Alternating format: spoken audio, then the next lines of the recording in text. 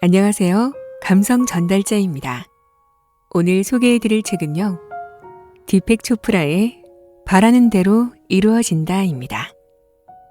디펙 초프라 박사는 세계인들이 가장 만나고 싶어하는 영성 리더 중 한 명으로 전 세계 2천만 부 이상의 저서들이 판매된 초대형 베스트셀러 작가인데요.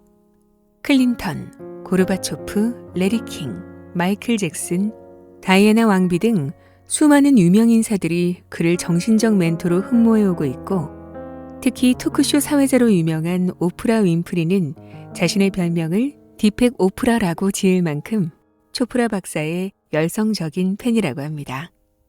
심신의학과 인간 잠재력 개발 분야에서 세계적으로 저명한 의학자인 디펙 초프라 박사는 인도 뉴델리에서 태어나 하버드 의대에서 공부하였고, 오랜 연구 끝에 고대 인도의 전통 치유과학인 아유르베다와 현대의학을 접목하여 심신상관의학이라는 분야를 창안하며 통합의학의 선두주자로 자리매김하였는데요.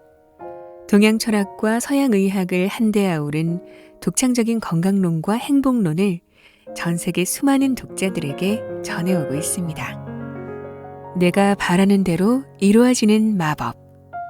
지금부터 디펙 초프라 박사의 바라는 대로 이루어진다. 책 속 일부분을 들려드릴게요. 기적의 시작. 의도 다루기. 동화 알라딘의 이야기를 들어본 아이들이라면 누구나 문지르면 소원을 들어주는 지니가 나오는 요술램프를 갖고 싶어 합니다. 하지만 어른이 된 우리는 요술램프란 존재하지 않고 지니 역시 없다는 것을 알고는 이루어지기를 바라는 자신의 모든 소원을 마음속에 가둬둡니다.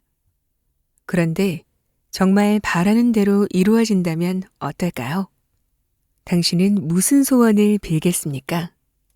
가장 깊고 근본적인 차원에서 무엇이 당신이 바라는 바를 만족시킬까요? 당신의 영혼이 자신의 운명을 완성하게 만드는 것은 무엇일까요? 의도. 여기서 모든 일이 시작된다. 우주에서 일어나는 모든 일은 의도에서 시작됩니다. 제가 발가락을 움직이고 아내를 위해 생일 선물을 사고 커피를 마시고 이 책을 쓰기로 결심할 때 그 모든 일은 의도에서 시작되었습니다. 의도는 항상 초공간적 영역, 즉 보편적 마음에서 생겨나지만 개별적인 마음에 국한됩니다.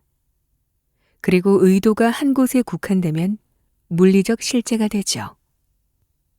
사실 물리적 실제는 의도가 없었다면 존재하지 않았을 것입니다. 의도는 뇌에서 초공간적으로 연결된 일들을 동시에 활성화합니다. 물리적 실제를 인지하거나 지각할 때마다 뇌의 서로 다른 영역이 그곳의 위상과 고유한 주파수를 보여줍니다.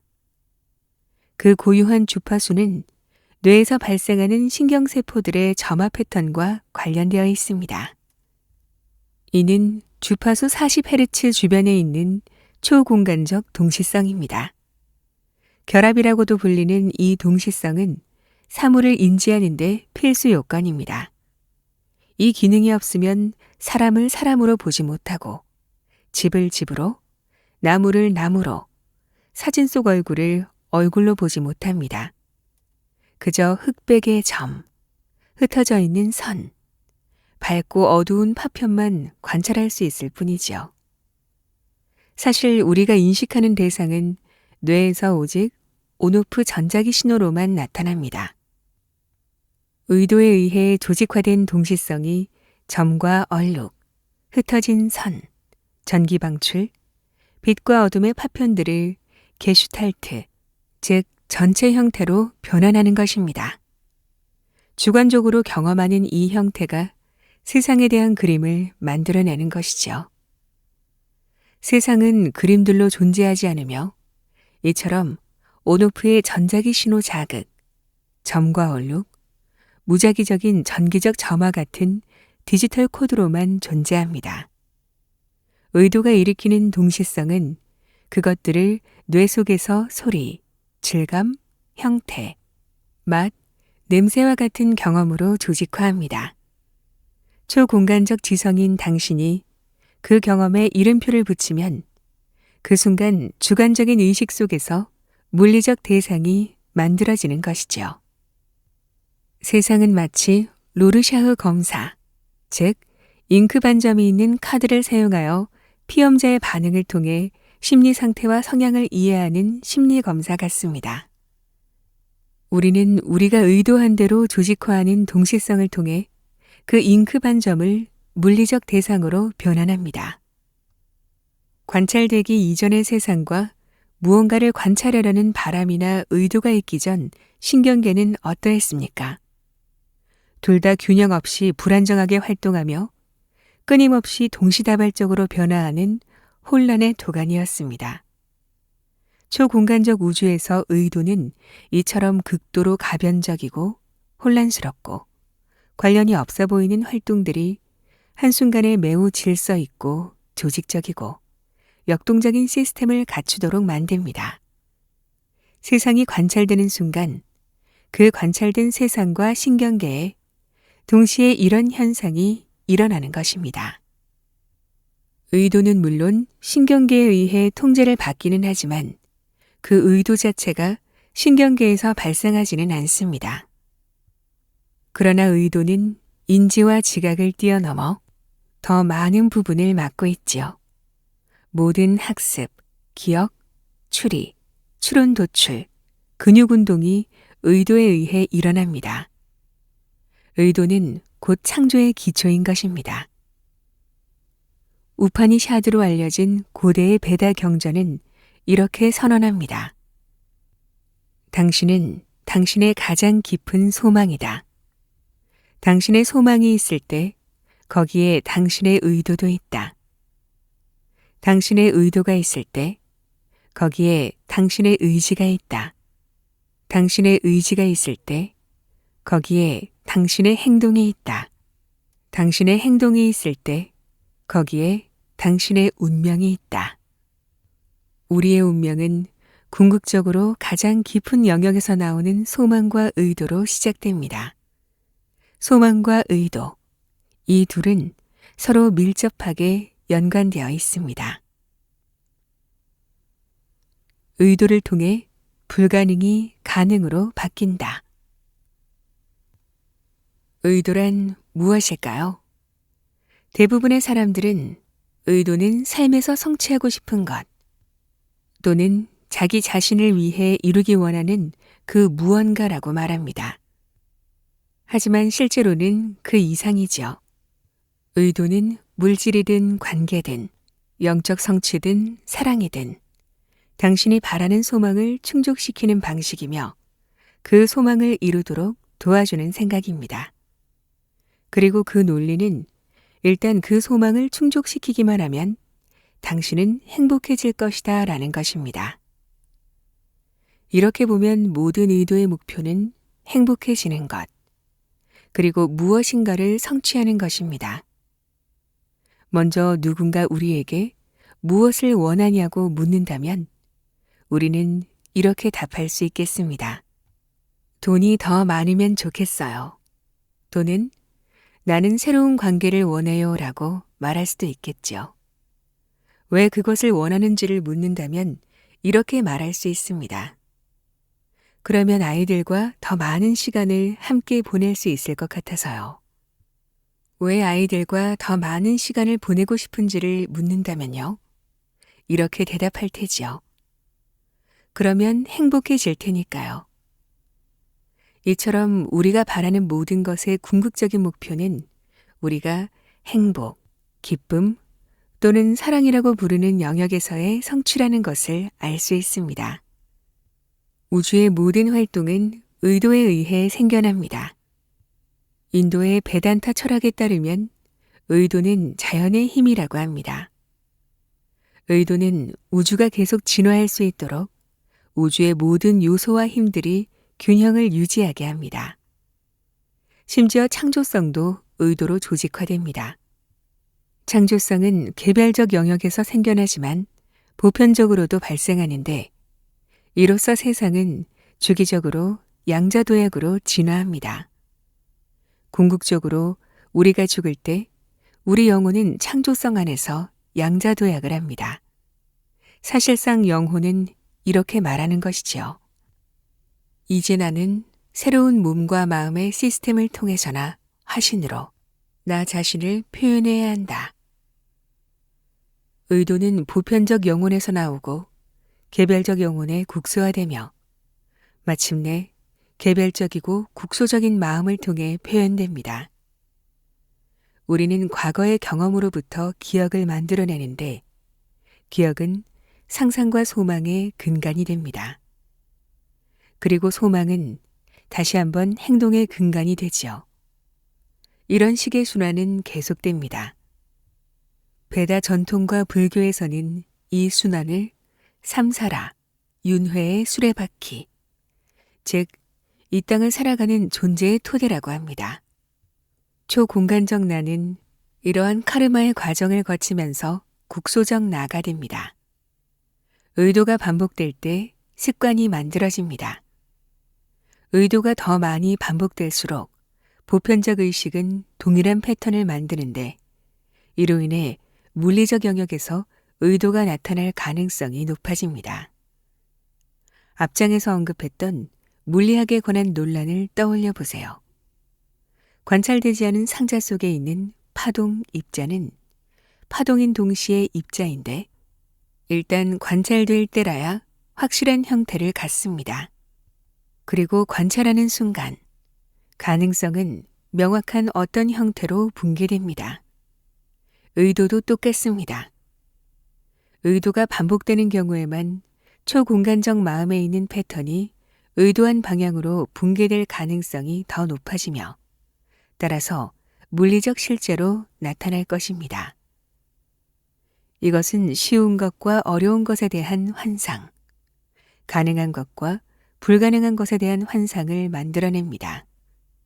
바로 이것이 우리가 정말 일상에서 벗어나고 싶다면 불가능해 보이는 일을 생각하고 가능하도록 꿈꾸는 법을 배워야만 하는 이유입니다.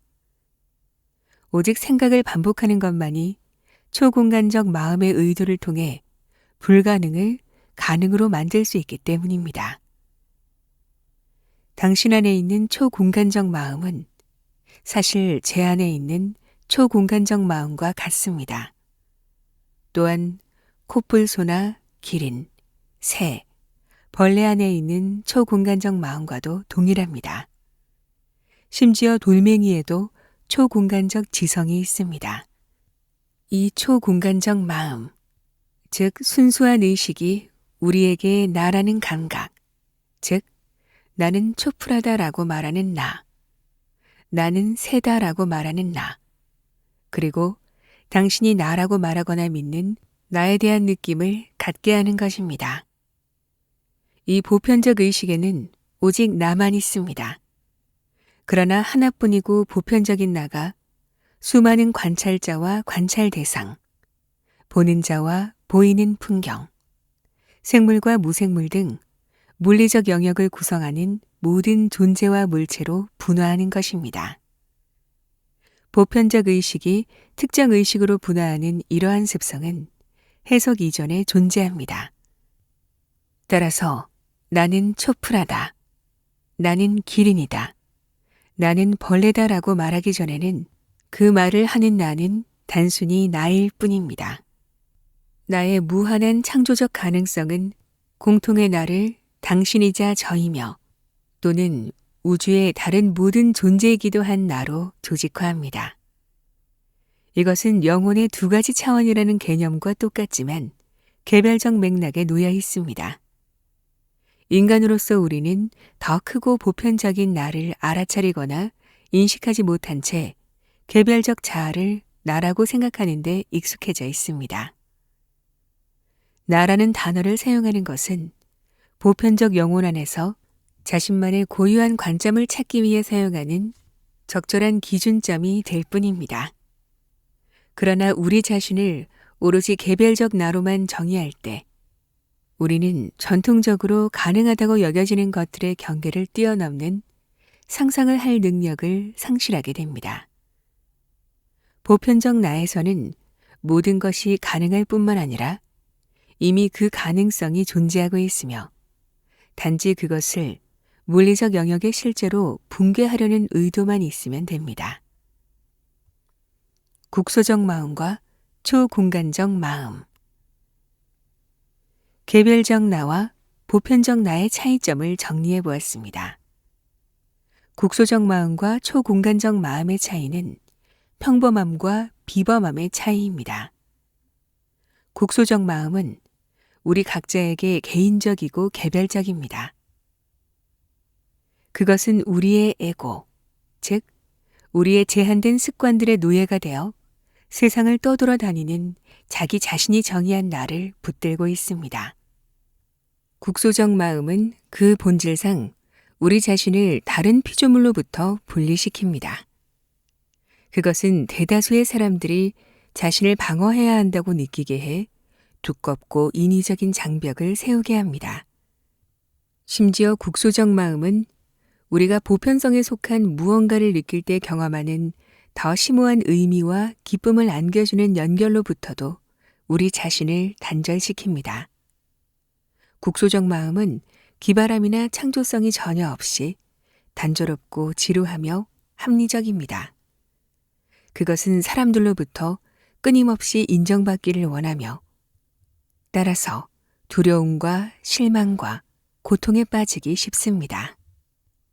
반면에 초공간적 마음은 보편적 의식으로 알려진 순수한 영혼 또는 영입니다. 일반적인 시공간의 범주 밖에서 활동하는 초공간적 마음은 우주를 조직하고 통합하는 위대한 힘이며 무한한 영역 속에서 무한하게 지속됩니다. 초공간적 마음은 본질상 모든 것이기 때문에 모든 것을 하나로 연결합니다. 그것은 어떤 관심도, 에너지도, 인정도 필요로 하지 않습니다. 초공간적 마음은 그 자체로 온전합니다. 따라서 사랑과 수용하는 마음을 끌어들입니다. 초공간적 마음은 창조적이며 모든 창조성이 샘솟는 원천입니다. 초공간적 마음은 국소적 마음이 가능하다고 여기는 것의 경계를 초월해서 상상하게 하고 상자 밖을 생각하게 하며 기적을 믿게 합니다. 초공간적 나와 국소적 나가 소통하는 방식. 초공간적 마음에서 일어나는 창조적 도약은 과학으로도 입증되었습니다. 진화 과정에서 화석 기록의 간격은 자연에서 상상의 창조적 도약이 일어났음을 암시합니다. 즉, 단속 평형설로 알려진 가설입니다. 예를 들어 고대 양서류의 화석과 고대 조류의 화석은 있지만 양서류와 조류 사이를 연결해주는 생물의 화석에 대한 기록은 존재하지 않습니다. 이는 양서류가 하늘을 나는 법을 배우고 싶었고 그 의도의 결과 새가 나타나는 상상의 양자도약이 일어났음을 암시합니다. 과학자들은 영장류가 인간으로 진화했다고 믿지만 그 사이에 있는 단계에서는 화석 기록이 남아있지 않습니다. 그것은 잃어버린 연결고리입니다. 처음에는 영장류만 있었는데 갑자기 인간이 등장한 것입니다. 그 사이에는 무엇이 있었습니까? 아무것도 없었습니다. 이러한 상상의 도약은 우리가 우주로 보는 모든 것으로 끊임없이 진화하고 있습니다. 살면서 우리는 텔레비전, 인터넷, 이메일, 원자력 기술, 우주 탐사 등의 발전을 목격하지 않았습니까? 상상은 우리를 모든 곳으로 인도합니다. 상상은 보편적 의식의 특징이지만 모든 국소적 표현을 통해 제약을 받습니다. 인간은 그 한계를 뛰어넘을 수 있는 능력이 있습니다. 인간은 국소적 마음, 국소적 나를 통해 의도를 가지고 선택할 수 있는 능력을 갖고 있습니다. 그리고 초공간적 마음, 초공간적 나는 그 의도를 실현하기 위해 세부적인 일들을 동시에 처리해내죠. 이것이 바로 바라는 대로 이루어지는 방식, 꿈을 현실로 만드는 방법입니다. 예를 들어 보겠습니다. 국소적인 나인 초프라는 운동과 체중 감량을 해 행복해지기를 바랍니다. 그래서 국소적 나인 초프라는 매일 러닝머신을 하거나 해변을 달립니다. 초프라의 초공간적 나는 초프라의 신체가 여러 기능을 동시에 수행하게 함으로써 이를 가능하게 합니다. 즉, 심장은 더 빨리 박동하며 더 많은 혈액을 뿜어내야 하고, 세포는 더 많은 산소를 소비해야 하며, 폐는 더 빠르고 더 깊게 호흡해야 하고, 몸의 연료인 당은 빠르게 연소되어 이산화탄소와 물로 변해 에너지를 생산해야 합니다. 연료 공급이 부족해지면 간에 저장된 글리코겐이 연료로 사용될 수 있도록 인슐린이 분비되어야 합니다. 면역세포는 자극을 받아 이곳저곳을 달릴 때 몸이 감염을 이겨내도록 저항력을 키워야 합니다. 이것들은 달리고자 하는 저의 의도를 충족시키기 위해 동시적으로 일어나야 하는 일들을 아주 간략하게 나열한 목록일 뿐입니다. 사실 초프라가 달리기를 즐기기 위해서는 수조 개의 행위들이 초공간적으로 동시에 일어나야 합니다. 이처럼 우리 신체의 모든 활동은 초공간적 마음에 의해 조직화됩니다. 그리고 이 모든 활동이 동시에 일어나는 동안 초프라는 달리기를 즐기는 것이지요. 초프라는 심장이 적절한 양의 혈액을 뿜어낼지, 또는 간이 글리코겐을 당으로 바꾸는 일을 잊어버리지는 않을지 걱정하지 않습니다. 이것이 바로 초공간적 지성이 하는 역할입니다. 국소적 나는 의도하고 초공간적 나는 모든 세부적인 일들을 동시에 조직화하는 것입니다. 하지만 국소적 나가 항상 협조적이지는 않고 때로는 잘못된 결정을 내리기도 합니다. 예를 들어 파티를 즐기고 있는 짐 스미스라는 사람이 있다고 생각해 보겠습니다. 국소적 짐 스미스는 파티가 정말 즐거운 걸 이라고 말하며 샴페인을 가볍게 한 모금 마시며 긴장을 풀고 새로운 친구를 사귀입니다. 파티에 참석한 초공간적 짐 스미스도 즐거워하며 모든 것과 연결된 채 그 순간을 누립니다. 하지만 만약 국소적 나가 이렇게 말한다면 어떨까요? 정말 재밌다. 더 많이 마시고 취해야겠어. 라고 말이지요. 술에 취하는 것은 연결을 끊는 방법입니다.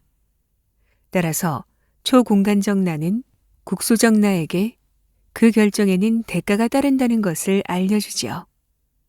초공간적 나는 다음날 아침 국소적 나에게 두통과 숙취를 안겨줍니다. 이것이 초공간적 나가 자기 몸을 함부로 사용하면 병이 난다고 말하면서 국소적 나와 소통하는 방식입니다. 잘못된 결정을 못하게 하려고 애쓰는 초공간적 나를 국소적 나가 무시한다면 어떻게 될까요? 더 나쁜 결과를 마주하게 될 것입니다. 예를 들어, 만약 국소적 나가 그 메시지를 무시하고 매일 술에 취한다면요. 국소적 짐 스미스는 직장을 잃고 수입이 사라지고 가족 관계가 깨지고 어쩌면 간경화 증상으로 결국 사망할 수도 있습니다. 왜 그럴까요? 술을 마시기로 한 결정이 국소적 짐 스미스와 초공간적 짐 스미스 모두에게 유익이 되지 않기 때문입니다. 그것은 순수한 의도가 아니었습니다. 왜냐하면 국소적 나가 왜곡했기 때문입니다. 그의 의도는 초공간적 마음에서 국소적 마음으로 이동하면서 형태가 변했습니다. 의도는 국소적 나와 초공간적 나 모두에게 유익이 될 때만 동시적으로 충족될 수 있습니다. 초공간적 의도는 항상 진보적이며 따라서 더 큰 선을 서로 조화롭게 추구하는 방향으로 움직입니다. 누구의 의도가 그 일을 만들어내는가? 의도는 항상 보편적 영역에서 나옵니다. 궁극적으로 국소적 의도를 충족시키는 것은 보편적 의도입니다. 국소적 마음과 초공간적 마음의 요구를 모두 만족시킬 때만 국소적 마음과 초공간적 마음이 협력합니다. 하지만 여기에는 혼란스러운 요인이 작용합니다. 지구상에는 수십억 명의 인간과 수조 개에 달하는 다른 존재들이 있으며 그들 모두 국소적 의도를 가지고 있습니다. 만약 제가 파티를 열기로 하고 많은 과자와 케이크를 구울 계획이라고 해보죠. 파티 준비를 위해 저는 설탕, 밀가루 및 기타 필요한 모든 재료를 구입합니다. 모든 재료를 식료품 저장고에 넣어두자 개미와 쥐들이 몰려듭니다. 그들의 의도 역시 설탕과 밀가루를 먹으려는 것이겠죠. 저는 쥐들이 들끓는 모습을 발견하고는 쥐덫과 살충제를 구입합니다. 쥐 몇 마리가 죽습니다. 그러자 박테리아가 나타나 쥐의 사체를 분해하기 시작합니다. 한 걸음 물러서서 이 시나리오를 좀 더 넓게 살펴보면 관련 사건들이 서로 공조하듯 일어났다는 사실을 알 수 있습니다. 이 모든 일은 다 함께 일어나고 다 함께 만들어진 것입니다. 이 드라마를 위해서는 밀과 사탕수수가 재배되어야 합니다. 농장, 농부, 비, 햇빛, 트랙터, 소비자, 소매상, 도매상, 트럭 운전사, 철도, 금융시장, 식료품점과 직원, 투자자, 살충제, 화학약품 공장, 화학지식 등이 여기에 필요하죠. 이 일에 관련된 국소적 마음의 숫자는 헤아릴 수 없이 많습니다. 그렇다면 당연하게 이런 질문이 생길 수 있습니다. 누가 무엇에 영향을 미치는가? 누구의 의도가 그 일을 만들어내는가? 제 의도는 과자와 케이크를 굽는 것이었습니다. 그러한 제 의도가 농부부터 주식시장 분석가, 밀 가격에까지 영향을 미치는 것일까요? 저의 그 의도가 식료품 저장고의 개미와 쥐들의 행동은 말할 것도 없고 우주의 다른 요소와 힘들의 활동에까지, 즉 지구상에서 일어나는 전체 활동에 영향을 줄까요? 과자와 케이크를 준비하려는 제 의도는 전 우주가 공조해야만 하는 단 하나의 의도였을까요? 만약 쥐가 의도를 가질 수 있다고 가정한다면 쥐는 곡물 거래상의 활동부터 기상 조건, 케이크를 만들기로 한 저의 결정에 이르기까지 일련의 사건이 자신의 의도에 의해 발생했다고 믿을지도 모르겠습니다. 박테리아 역시 자신의 의도가 전체 우주에서 일어나는 활동들을 조직화했다고 쉽게 믿을 수 있겠습니다. 독약으로 쥐를 죽여 박테리아들에게 먹이를 제공하는 단백질을 만들어낸 저의 결정을 포함해서 말이죠. 이처럼 어떤 사건을 조직한 의도가 누구의 의도인가라고 묻기 시작하면 우리는 큰 혼란에 빠질 수 있습니다. 그렇다면 누구의 의도가 이 모든 활동을 만들어내는 것일까요? 더 깊은 실제에서 보면 이 모든 사건을 조직화하는 나는 초공간적이고 보편적인 나입니다. 초공간적이고 보편적인 나의 조직화하는 힘이 무한히 많은 사건을 동시에 조직화하고 동시에 일어나게 합니다. 초공간적 마음은 끊임없이 자기 자신에게로 돌아가서 자기 자신과 자신의 창조성을 새롭게 합니다.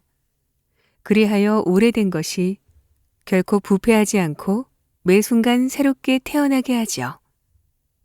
의도는 저 자신, 쥐, 개미, 박테리아, 그리고 파티 참석자들의 초공간적 나에서 생겨난 것이지만 개인적인 나의 의도인 것처럼 보입니다. 모든 장소에 있는 모든 생물은 그것은 내 의도다라고 생각할 수 있습니다. 각자는 무엇인가를 하고 있는 주체인 자신이 개인적이고 국소적인 나라고 생각합니다.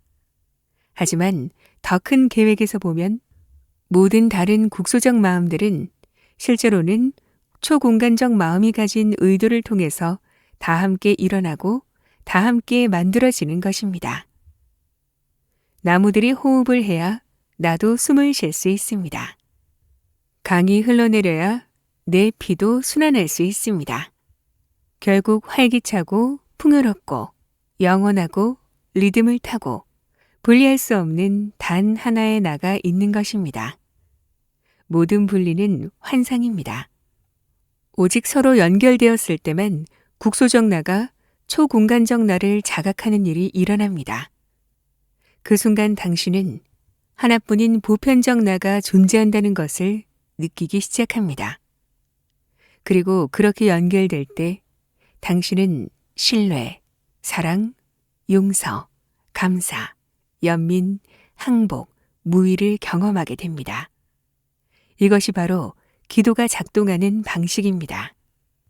위대한 시인 알프레드 테니스는 이렇게 말했습니다. 이 세상이 꿈꾸는 것보다 더 많은 일이 기도로 이루어진다. 여기서 기도는 강요된 의도로 이루어지는 기도가 아닙니다.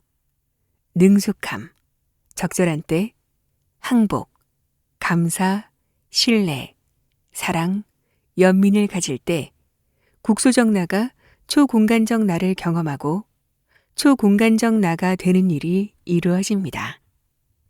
우리는 우리의 국소적이고 개별적이며 개인적인 나에 너무 집착해 그 너머에 존재하는 장엄함을 보지 못하고 있습니다. 무지는 제한된 의식입니다. 무언가를 알아차리려면 다른 모든 것을 무시해야 합니다. 이것이 초공간적인 것이 국소적인 것이 되는 방법입니다. 내가 무엇인가를 알아차릴 때 나는 주변의 다른 모든 것을 무시합니다. 그것들이 내가 알아차린 무엇인가의 존재에 기여하고 따라서 그 일부임에도 불구하고 말이지요. 나의 에고인 나가 관찰할 때 그 나는 특정한 것만 관찰하고 보편적인 것은 무시합니다. 그러나 나라는 영이 볼 때 그 나는 특정한 것을 가능하게 하는 우주의 흐름을 봅니다. 우리의 삶을 가능하게 할 뿐만 아니라 바라는 대로 이루어지는 기적적인 삶을 만드는 것이 바로 이러한 상호 연관성, 불가분성입니다. 서로 연결된 세상의 바다는 하나하나의 파도로 부서지고 그 파도는 다이아몬드처럼 반짝이는 거품을 머금은 물방울로 흩어지며 그 물방울들은 잠시 서로를 투영하다가 다시 바다 깊숙이 가라앉습니다. 그곳에는 오직 영원한 순간만 존재할 뿐이며 그것은 끊임없이 보는 자가 되고 보이는 풍경이 됩니다.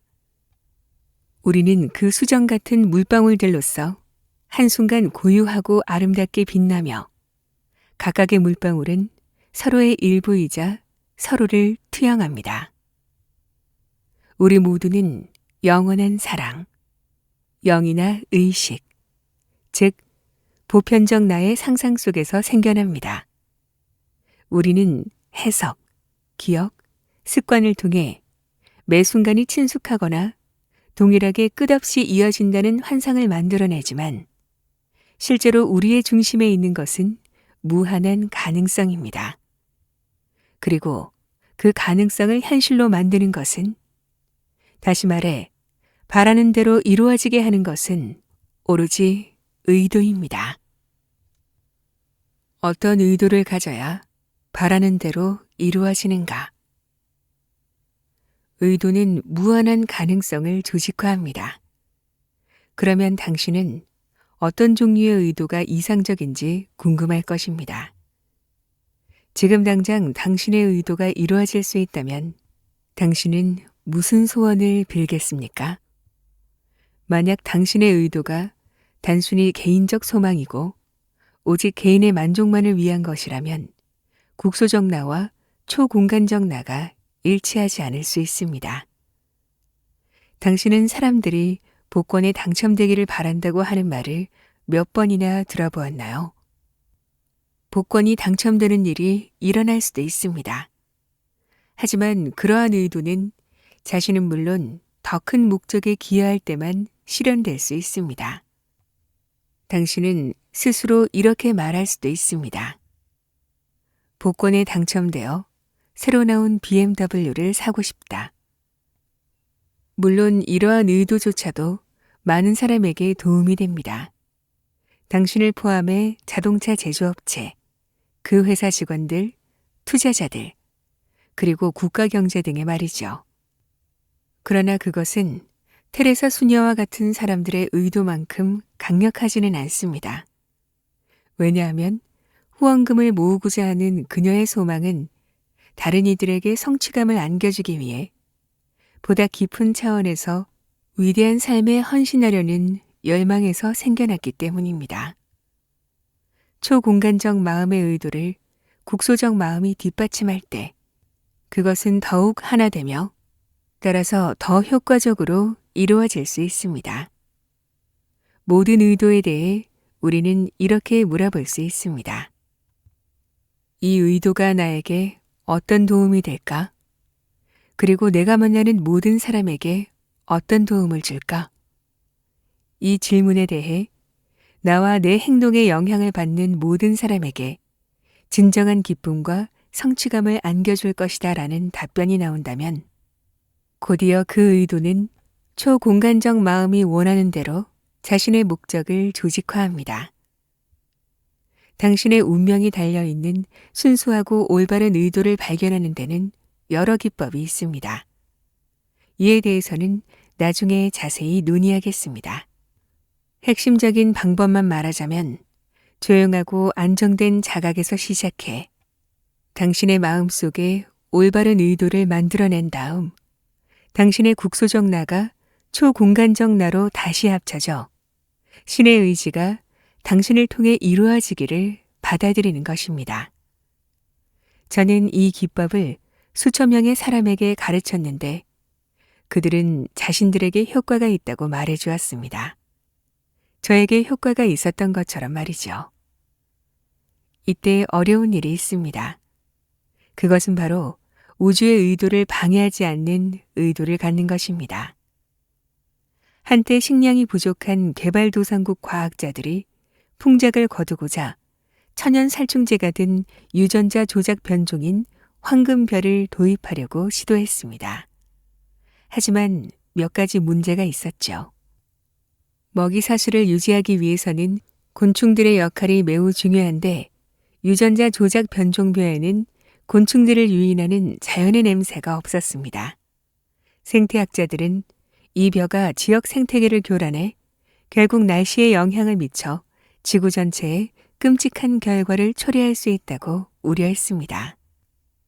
특정 상황만을 바라보는 협소한 인식 또는 국소적 인식은 문제를 국소적으로 해결하려고 합니다. 확장된 인식, 초공간적 나는 관계된 모든 것, 즉 새, 벌, 다람쥐, 두더지, 날씨까지도 봅니다. 좋은 의도라 할지라도 초공간적 나의 의도를 무시하면 역효과를 낼 수 있습니다. 복잡한 상호 연관성은 이타심만 필요한 것이 아니라 보편적 나를 방해하는 모든 다른 개별적 나와의 조화를 필요로 합니다. 의도가 자체 성취 메커니즘을 발휘하게 하라. 의도는 밀어붙이거나 강요나 협박에 의해 억지로 가져가서는 안 됩니다. 의도를 갖는 것은 공기 중에 떠다니는 비눗방울을 잡는 일과 같다고 생각하면 됩니다. 서두르거나 밀어붙여서 될 일이 아니라 섬세한 노력이 필요합니다.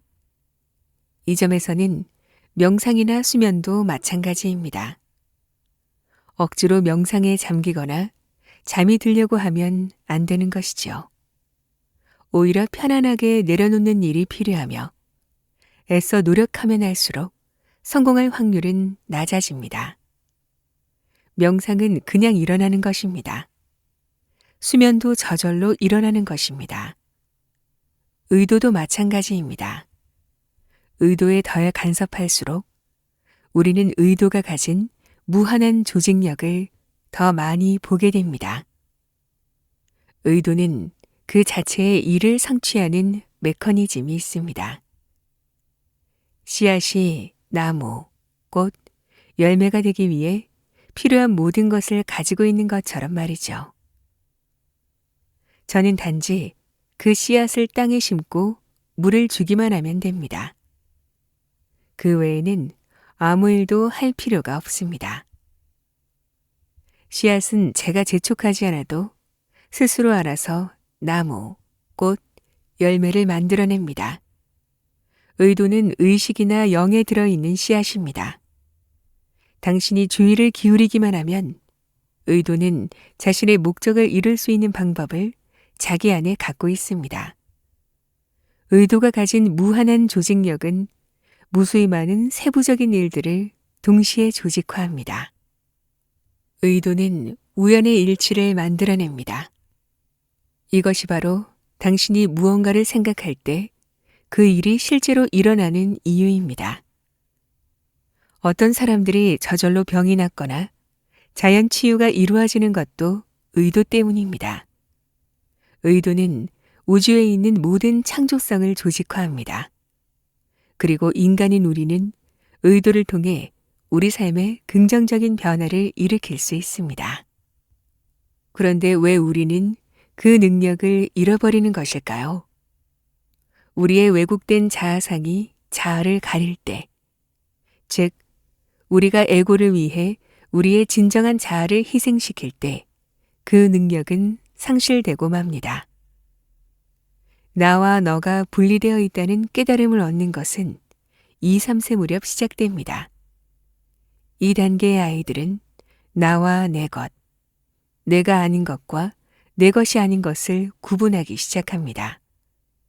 이러한 분리는 불안을 야기합니다. 이 세상의 실제는 우리와 분리된 것이 아니라 연속된 의식의 일부입니다. 의도는 우주에 내재되어 있는 창조적 힘을 활용함으로써 작동합니다. 우리가 개인적인 창조력을 가진 것처럼 우주도 창조력을 발휘합니다. 우주는 살아있고 의식을 갖고 있습니다. 우리가 우주와 친밀한 관계를 맺고 우주를 분리된 것이 아니라 우리의 확장된 몸, 즉 우리 몸의 연장으로 볼 때 우주는 우리의 의도에 반응합니다. 우리는 진정한 자아로 돌아감으로써 또는 자아 실현을 통해 의도의 힘을 회복할 수 있습니다. 자아를 실현한 사람들은 초공간적 마음과 다시 연결됩니다.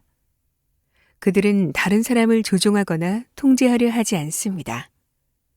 그들은 비판은 물론 아첨에도 반응하지 않고 열등감이나 우월감을 느끼지도 않습니다. 그들은 자신의 에고가 아니라 내면의 기준점인 자신의 영혼과 접촉합니다. 불안은 더 이상 그들에게 문제가 되지 않습니다. 왜냐하면 불안은 에고가 자신을 보호하려고 할 때 생기는 감정이기 때문입니다. 바로 그 불안이 의도의 자발적 활동을 방해하는 요인입니다. 의도는 영을 물리적 실제로 변환하는 메커니즘인 것입니다. 보편적 영역, 거대한 미지의 세계로 뛰어들라. 영적으로 성숙하려면 의식이 맑아야 합니다. 만약 의식이 맑다면 당신은 상대방의 반응에는 민감하지만 비판과 아첨은 개의치 않게 됩니다. 당신은 편안하게 내려놓는 법을 배우고 결과를 걱정하지 않습니다. 결과를 확신하며 항상 주변에서 일어나는 동시성이 보이기 시작합니다. 의도는 당신이 민감하게 감지해야만 잡을 수 있는 기회를 제공합니다. 행운은 기회이며 준비될 때 찾아옵니다. 의도가 당신에게 여러 기회를 가져다 줄 것입니다. 당신은 기회가 주어질 때 계속해서 다음과 같이 행동하세요. 행동을 할 때마다 마치 그 행동을 하고 있지 않는 듯한 태도를 취하세요. 당신의 행동이 진정 보편적 영을 조직화하는 초공간적 지성이라는 듯한 태도를 가지세요. 그러면 불안이 크게 줄어드는 느낌이 들기 시작할 것입니다. 또한 결과에 대해 집착하는 태도도 줄어들 것입니다. 스트레스는 불안 증세 중 하나입니다. 스트레스를 받으면 동시성에 대해서는 생각조차 할 수가 없습니다. 동시성은 신과 접촉하는 하나의 방법으로서 당신 삶의 의미와 목적에 이르는 길입니다. 동시성은 사랑과 연민을 경험하는 수단이며 우주의 초공간적 지성에 연결되는 방법입니다. 만약 우리의 관심이 스트레스를 유발하는 상황에 집중되어 있다면 동시성에 접근하기란 어렵습니다. 동시성에 효과적으로 접근하려면 우리가 상상할 수 있는 그 무엇보다 훨씬 더 거대한 보편적 영역에 자신을 내어 맡기는 태도를 가져야 합니다. 이를 위해서는 믿음의 도약, 알지 못하는 세계로 뛰어드는 일이 필요합니다. 그때 당신은 마음속으로 이렇게 말하면서 스스로를 다독일 수 있습니다. 무슨 일이든 내 뜻대로 되지는 않아. 나는 일이 어떻게 되어야 한다는 생각을 편안하게 내려놓는 중이야. 나와 내 것을 느끼는 감각이 확장될 필요가 있어. 만약 당신이 이러한 믿음의 도약을 한다면 당신의 삶은 아주 풍성해질 것입니다. 혹시 다음 달 청구서를 걱정하는 자신을 발견한다면 자신의 의도를 상기시켜 보세요. 나의 의도는 나의 필요를 충족시키는 것뿐 아니라 자녀들을 학교에 보내는 것이고 이 지역 사회에 이바지하는 것이다 라고 말이지요. 모든 사람은 자신의 삶에서 자신의 필요를 충족시키기 원합니다. 그러나 이러한 필요를 충족시키겠다는 의사를 명확히 표현하는 것이 중요합니다. 이는 당신으로 하여금 무한한 마음을 갖게 하며 사실상 이렇게 말하는 것과 같거든요. 나는 이 모든 것을 당신의 처분에 맡긴다. 그대, 즉 내 안에 있는 초공간적 지성이 알아서 해줄 테니 나는 걱정하지 않겠다. 위대한 예술가, 재즈음악가, 작가, 과학자들은 창작을 할 때 개인의 정체성을 초월해야 한다고 말하곤 합니다. 저는 많은 음악가와 작곡가들과 함께 일해왔지만 곡을 쓸 때 그 곡으로 벌어들일 수입을 먼저 생각하는 사람은 단 한 명도 본 적이 없습니다. 새로운 노래나 곡을 만들기 위해서는 모든 것을 편안하게 내려놓은 채 초공간적 영역에서 품고 있는 과정이 필요하며 그 다음에 음악이나 곡이 당신에게 오도록 내버려 두어야 합니다. 모든 창작 과정은 품는 과정과 오도록 내버려두는 단계에 달려 있습니다. 동시성은 창조적 과정입니다. 그러나 이 경우 창조적 마음은 우주 그 자체입니다. 자기중심적 태도에서 벗어날 때 초공간적 지성이 들어옵니다. 다시 한번 언급하지만 당신의 생각이 우주의 의도와 충돌해서는 안 된다는 것을 기억하세요. 복권 당첨을 소망하는 마음은 자신이 우주로부터 분리되었다는 느낌을 더 크게 안겨줄 수 있습니다. 대개 복권에 당첨된 사람들은 친구와 가족으로부터 소외되고 더 큰 행복을 느끼지 못한다고 하죠. 오로지 돈이 목표가 될 때 당신은 소외됩니다. 그렇다면 질문하겠습니다. 당신의 의도들 중에서 어떤 의도가 이루어질 가능성이 높은지 어떻게 알 수 있을까요? 답은 이렇습니다.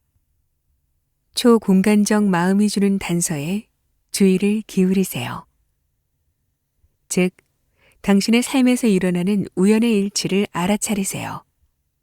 우연의 일치는 메시지입니다. 우연의 일치는 신이나 영 또는 초공간적 실제가 보내는 단서로서 카르마로 주어진 조건과 익숙한 사고방식에서 벗어나라고 당신을 재촉합니다. 우연의 일치는 당신에게 의식의 영역으로 들어갈 수 있는 기회를 제공합니다. 당신의 근원인 무한한 지성이 당신을 사랑하고 보살피고 있다고 느끼게 해주는 바로 그 영역 말입니다. 영적 전통들에서는 이를 가리켜 은총의 상태라고 부릅니다. 주의 집중과 의도가 우연의 일치에 미치는 영향. 의식은 당신의 주의 집중과 의도 둘 다의 반응에 자신의 활동을 조직화합니다. 당신이 주의를 기울이는 것은 무엇이든 에너지를 얻고, 당신이 주의를 딴 데로 돌리는 것은 무엇이든 에너지를 잃어버립니다. 반면 우리가 앞서 살펴본 것처럼 의도는 변화의 열쇠입니다. 따라서 주의 집중은 에너지 장을 활성화하고 의도는 정보의 장을 활성화하여 변화를 일으킨다고 할 수 있습니다. 당신이 말을 할 때마다 당신은 소리의 파동을 사용해 에너지 장으로 정보를 전달합니다. 이메일을 보내거나 받을 때도 정보와 에너지를 모두 사용합니다. 당신이 선택한 단어에는 정보가 들어있고 에너지는 사이버 공간을 이동하는 전자기적 충격입니다.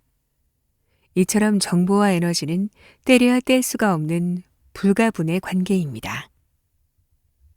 당신이 특정 단어나 색상 또는 사물에 주의를 기울일 때 주변에서 바로 그것들이 더 자주 눈에 띄는 경험을 해본 적이 있나요? 저의 첫 번째 차는 빨간색 폭스바겐 비틀이었습니다.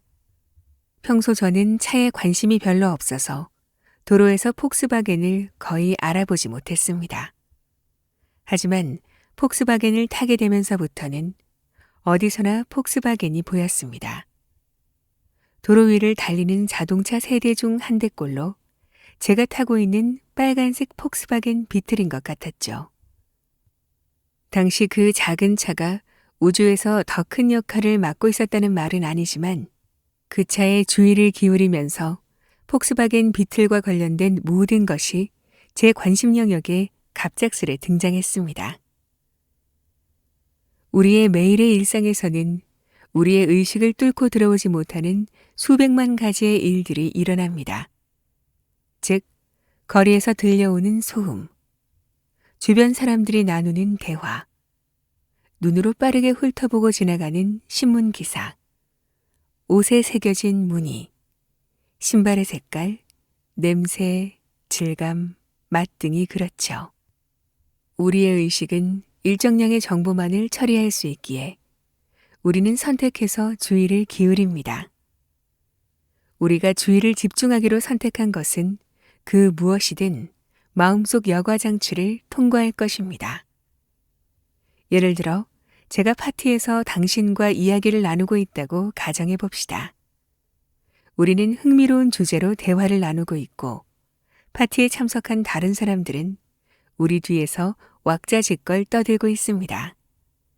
그런데 저쪽 방 끝에 있는 누군가가 당신에 대해 이야기하기 시작하자 그 말이 당신 귀에 들리고 당신은 그 말에 바짝 귀를 기울입니다. 파티의 시끌벅적한 잡음들은 어느새 사라지고 제가 아무리 당신 바로 옆에 서서 당신의 귀에 대고 이야기하고 있을지라도 제 말은 당신의 귀에 전혀 들리지 않습니다. 이것이 바로 주의 집중의 힘입니다. 물리적 영역에서 우리가 정보를 얻을 수 있는 방법은 많습니다. 신문이나 책, 텔레비전, 라디오, 휴대폰 등 다양하죠.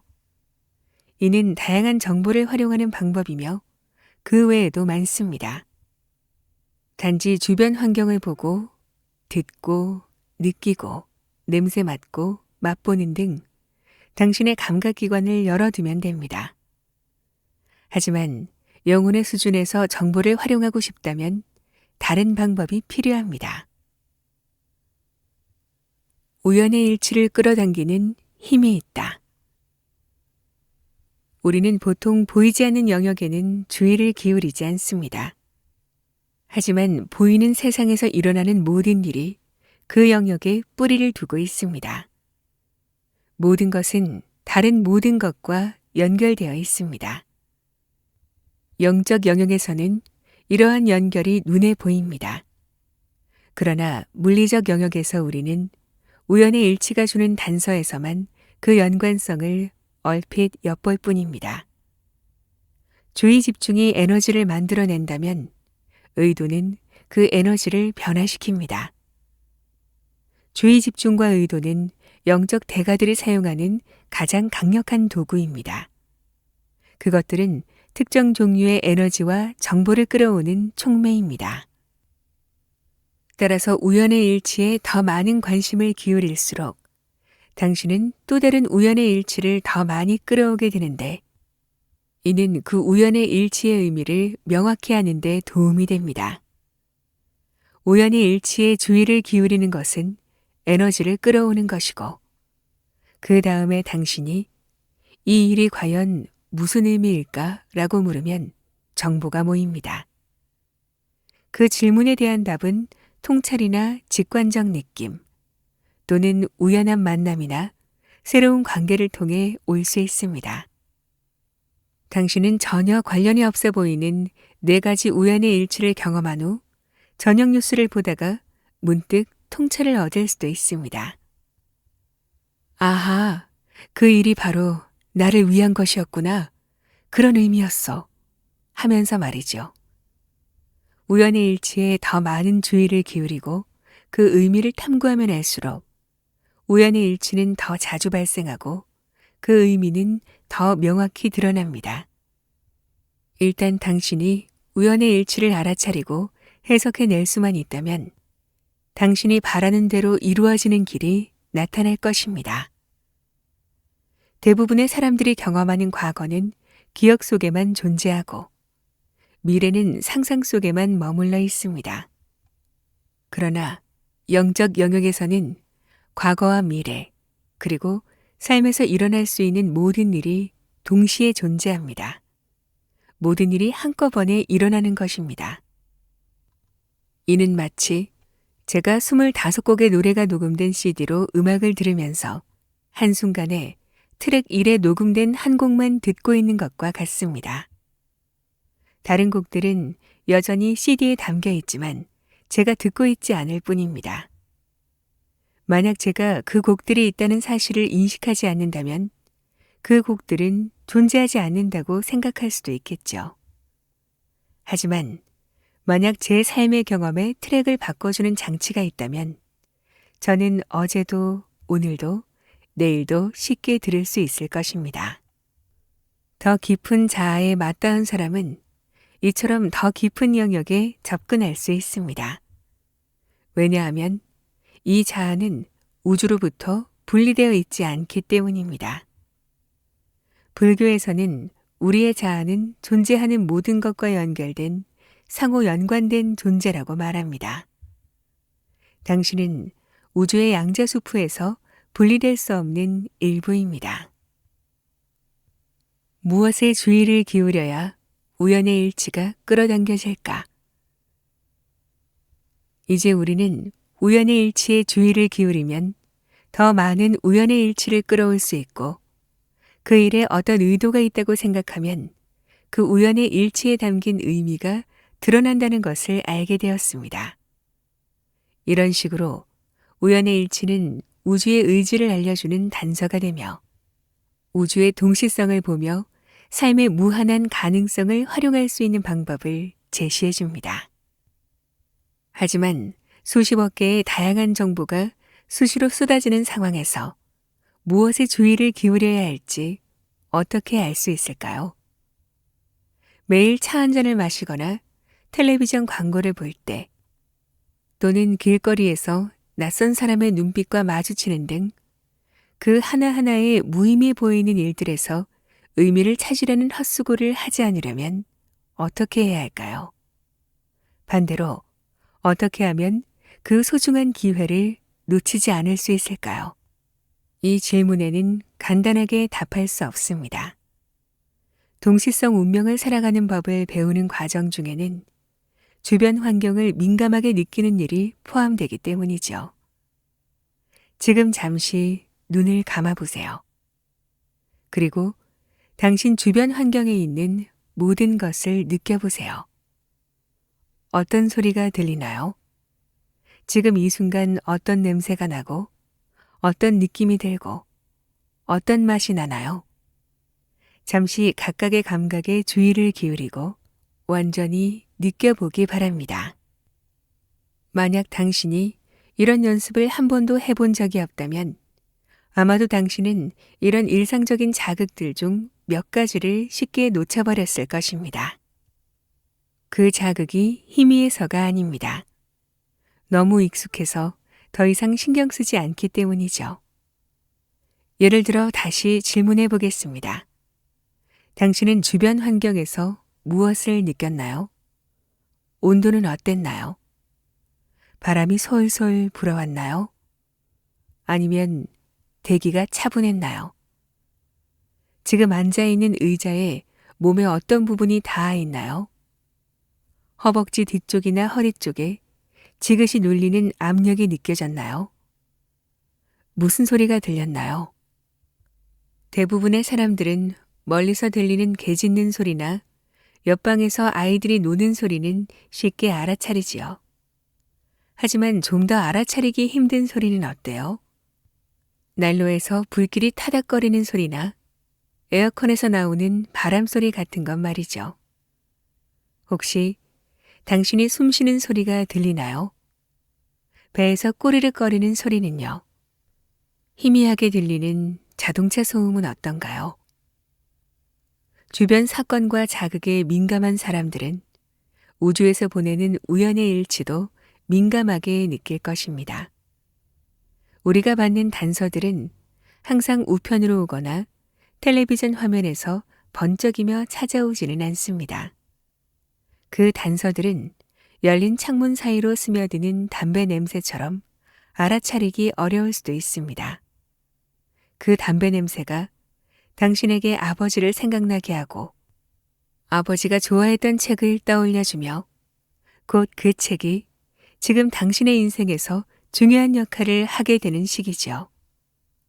적어도 하루에 한 번 1, 2분 정도는 시각, 청각, 미각, 촉각, 후각 등 오감 중 하나에 집중해 보세요.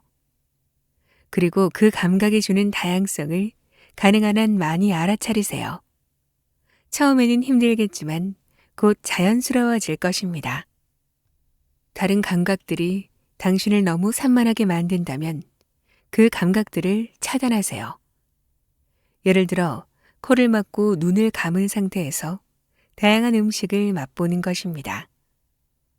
음식의 모양이나 냄새는 신경 쓰지 말고 오직 음식을 씹는 느낌에만 집중해 보세요. 가장 강력하고 특이한 자극이 주어진다면 자연스럽게 당신의 주의를 끌 것입니다. 이것이 바로 당신이 주변 환경에서 가장 주의 깊게 살펴봐야 하는 자극입니다. 그리고 정말 불가능해 보이는 우연의 일치가 일어난다면 그것은 정말 강력한 단서가 됩니다. 결혼을 생각하고 있는데 결혼 반지 광고를 많이 보게 되는 것은 가벼운 우연의 일치입니다. 왜냐하면 그런 광고는 곳곳에 넘쳐나기 때문이죠. 하지만 조안나에게 프로포즈하는 순간 머리 위로 조안나, 나와 결혼해줘 라고 적힌 현수막이 달린 비행기가 날아가는 것은 정말 불가능해 보이는 우연의 일치이며 우주가 당신을 위해 계획한 길을 보여주는 매우 강력한 메시지입니다. 우연의 일치가 일어나면 무시하지 말고 스스로에게 물어보세요. 여기에 어떤 메시지가 담겨 있는가? 이것의 의미는 무엇인가? 답을 찾으려고 너무 애쓸 필요는 없습니다. 단지 질문을 던지세요. 그러면 답이 떠오를 것입니다. 그 깨달음은 갑작스런 통찰로 올 수도 있습니다. 자연스러운 창조적 경험을 통해서도 전혀 다른 무언가를 통해서도 우연의 일치에 담긴 의미를 알게 될 수 있죠. 어쩌면 우연의 일치가 일어난 그 일과 어떤 식으로든 관련된 사람을 만날 수도 있습니다. 만남, 관계, 우연한 만남. 상황은 즉시 그 의미에 대한 단서를 제공해 줄 것입니다. 그러면 우리는 그 순간, 아, 그래서 그런 거였어. 하게 되겠죠.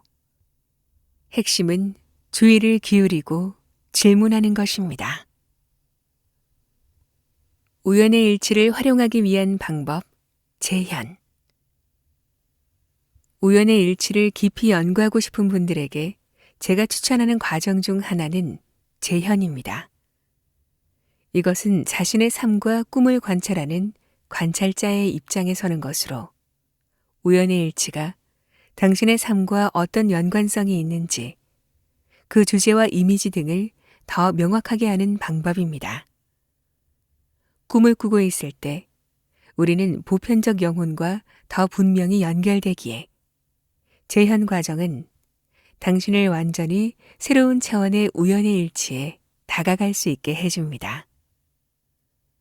밤에 침대로 가서 잠들기 전 몇 분 동안 앉아서 그날 낮에 일어났던 모든 일을 의식의 화면에 띄워놓고 지켜보세요. 당신의 하루를 영화 보듯 보는 것이죠. 아침에 일어나 양치질하고 아침을 먹고 출근하고 업무를 처리하고 집에 돌아와 저녁을 먹고 잠자리에 들기까지 자신에게 하루 동안 있었던 모든 순간을 지켜보세요. 당신이 보고 있는 것을 분석하거나 평가하거나 판단할 필요는 없습니다. 그냥 영화를 보듯 보세요. 모든 것을 보세요. 그러면 그 당시에는 중요하다고 생각하지 않았던 것들이 눈에 확 들어올 수 있습니다. 약국 계산대 뒤에 있던 여성의 머리카락 색깔이 어렸을 때 어머니의 머리카락 색깔과 같다는 것을 알아차릴 수도 있습니다. 또는 어머니 손에 이끌려 약국 복도를 지나가면서 엉엉 울고 있는 어린아이에게 특별히 관심이 갈 수도 있습니다. 당신이 하루 동안 의식적으로 주의를 기울이지 않았던 일들이 오늘 당신의 영화 속에 등장하는 것은 놀라운 일입니다. 영화 속에서 하루가 지나가는 장면을 보면서 자신을 객관적으로 바라보는 기회로 삼아보세요. 자부심 있게 일하는 자신의 모습을 발견할 수도 있고, 때로 부끄러운 일을 하고 있는 자신을 볼 수도 있겠죠. 다시 한번 강조하지만 재현의 목적은 평가가 아닙니다. 주인공의 행동, 즉 당신의 자아라는 등장인물에 대해 작은 통찰을 얻으려는 것입니다. 짧게는 5분, 길게는 30분 정도 걸리는 재현 과정이 끝나면 스스로에게 이렇게 말하세요. 내가 지켜본 모든 것, 나의 하루를 보여준 이 영화는 이제 안전하게 저장되었다. 나는 이 영상을 내 의식의 화면으로 불러올 수도 있지만 내가 놓아버리자마자 그것은 바로 사라져버린다. 영화는 이제 끝났습니다. 그런 다음 당신은 잠이 들면서 자신에게 이렇게 말하세요. 내가 지금 오늘 하루를 재현한 것처럼 나는 내 영혼과 나의 영, 나의 잠재의식에게 내 꿈을 지켜보라고 지시한다. 처음에는 별다른 변화를 느끼지 못할 수 있습니다. 하지만 몇 주 동안 매일 밤 이 연습을 하면 당신의 꿈은 영화 속 장면이 되고 그 모든 것을 지켜보는 사람이 바로 당신 자신이 되는 아주 분명한 경험을 하게 될 것입니다. 아침에 일어나면 밤에 낮 동안 일어난 일을 재현했듯이 지난 밤을 재현하세요. 일단 꿈을 영화처럼 볼 수 있게 되면 기억에 남는 몇 가지 장면을 기록해 보세요. 그 장면들을 일기장에 적으세요. 우연의 일치에 특별히 주목해 메모해 두세요. 초공간적 지성은 깨어있을 때와 마찬가지로 잠자는 중 꿈속에서도 단서를 제공합니다. 낮 동안의 당신은 사람들을 만나고 상호작용을 하고 일정한 상황이나 환경, 사건, 관계 속에 있는 자신을 발견합니다. 그리고 밤에도 그러한 상황 속에 있는 자신을 발견하게 되죠. 차이점은 낮에는 일어나는 일에 대한 논리적이고 합리적인 설명이 있는 듯 보인다는 것입니다. 당신의 꿈은 당신의 의식이 투영된 것이며 이는 당신이 걸어가는 삶의 길을 해석하는 방식입니다. 꿈의 메커니즘과 소위 현실에서 우리에게 일어나는 일들의 메커니즘은 똑같이 영혼이 투영된 것입니다. 우리는 단지 관찰자일 뿐이지요. 그런 다음 당신은 점차 꿈과 일상의 현실 모두에서 반복되는 어떤 상관성과 이미지들을 보게 됩니다. 우연의 일치가 더 많이 일어날수록 더 많은 단서들이 제공되어 우리의 행동을 이끌어갑니다. 더 많은 기회가 찾아오고 더 많은 행운을 만납니다. 이 단서들은 우리의 삶이 향해야 하는 방향을 제시해 줍니다. 재현 과정을 통해 우리는 반복되는 패턴을 발견하면서 삶의 신비를 풀어가기 시작하죠. 재현 과정은 특히 파괴적인 나쁜 습관에서 벗어나는 데 도움이 됩니다. 삶은 일정한 주제를 중심으로 펼쳐갑니다. 때로는 이러한 주제가 우리에게 유익하게 작용하기도 합니다. 하지만 때로 불리하게 작용하기도 하는데 특히 우리가 같은 패턴이나 주제를 반복하면서 결과는 다르기를 바랄 때 더욱 그렇습니다. 예를 들어 이혼한 사람들 대부분이 다시 사랑에 빠지지만 결국 이전과 똑같은 종류의 문제에 빠지고 마는 시기죠. 그들은 같은 정신적 충격을 반복해서 겪고 같은 괴로움에 시달리다가 왜 나한테는 이런 일이 계속해서 일어나는 걸까? 라고 말합니다. 재현 과정은 이러한 패턴을 보도록 도와줄 수 있으며 일단 패턴을 확인하기만 하면 더욱 의식적인 결정을 할 수 있습니다. 반드시 일기를 써야 하는 것은 아닙니다. 하지만 통찰과 우연의 일치가 나타나도록 표면으로 끌어올리는데 일기가 도움이 됩니다.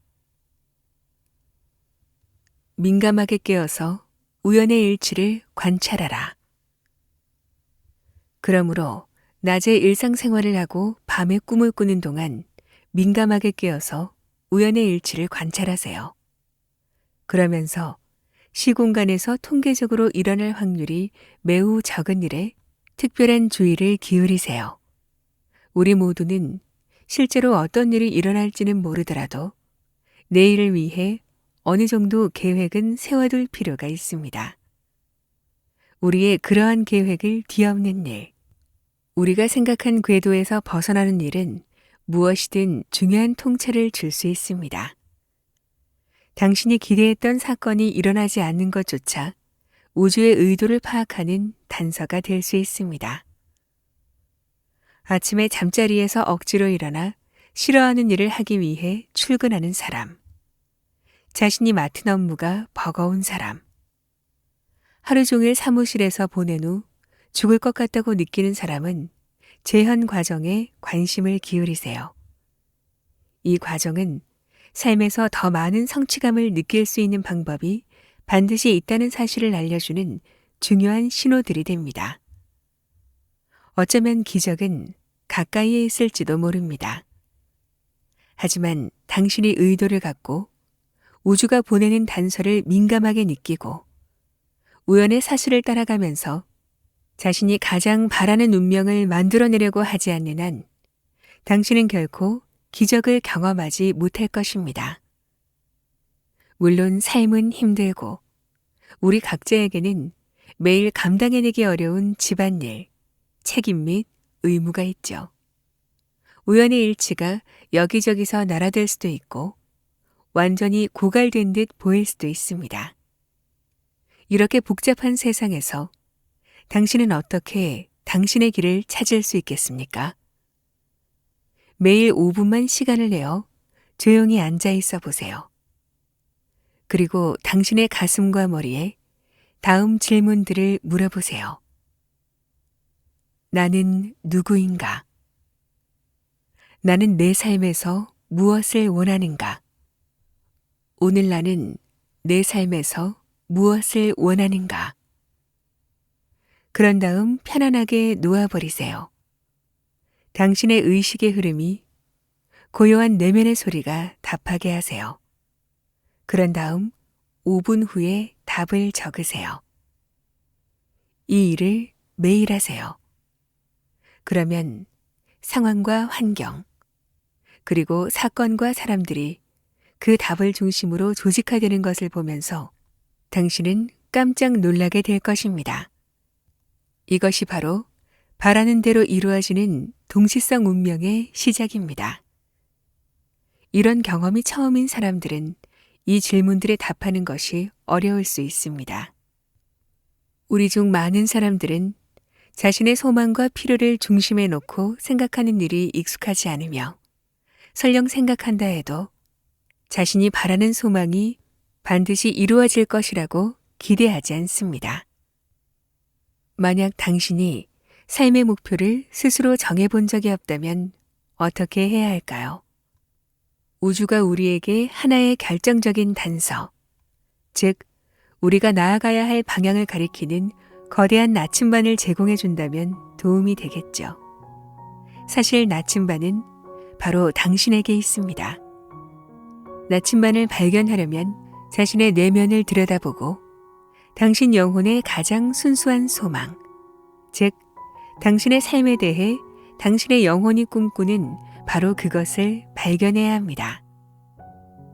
조용히 자리에 앉으세요.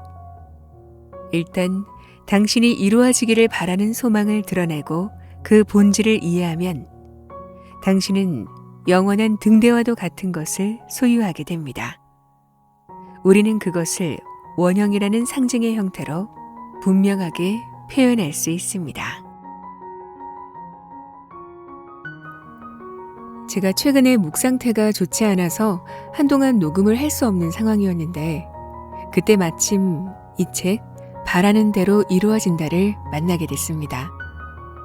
디펙 초프라 박사의 말처럼 마치 제 운명이 이 책을 끌어들인 것 같은 느낌이었죠. 목소리로 저의 정체성과 존재를 입증하며 살아왔던 저에게 당분간 목소리를 쓸 수 없다는 사실은 저를 끝없는 우울감에 빠지게 했었는데요. 그때 이 책을 읽고 또 읽으며 마음이 치유되는 느낌을 받았습니다. 나는 누구이며 나는 내 삶에서 무엇을 원하는가? 진정으로 내 인생을 통틀어 내가 이루고 싶은 것은 무엇인가? 쉼은 오히려 저와의 많은 대화를 나눌 수 있는 시간이 됐습니다.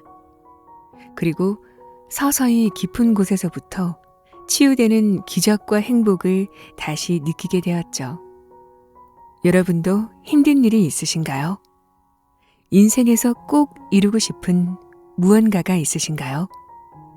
바라는 대로 이루어진다를 통해 진정한 나와 대화를 나누고 그것이 이루어지는 기적에 한 발짝 다가서시기를 간절히 바랍니다. 오늘도 끝까지 함께 해주셔서 감사합니다. 그럼 저는 또 좋은 책으로 찾아뵐게요.